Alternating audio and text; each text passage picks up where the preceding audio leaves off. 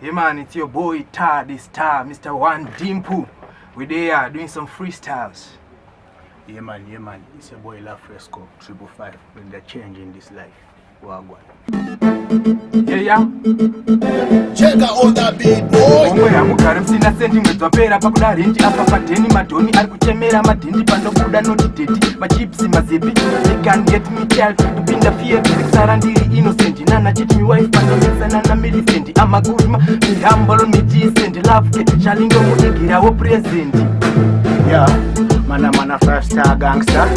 Jumping at this way looking fresh in a trap star. You know you this when you tend to a master. Cleanliness is the next to a gangster. So happy to anyone who Kamisa shumba, akatora humba, akananga kumba. Gangster, life yangu ndakitaka zara hora.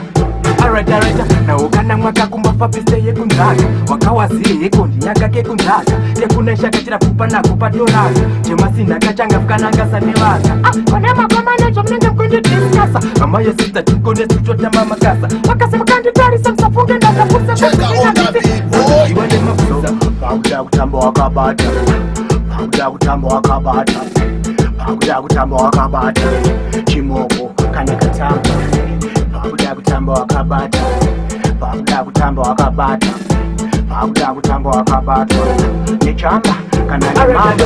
If you want it, it's a thinking such that ndatedza kuita njenging yo ndatsenda kakuita nyenging no ndiparudo mahara kuite thinking but wandidomodza now I'm domoking ndipe address pateni ndiite shaking usandirambe nikundiita booking moyo wangu ngauite junking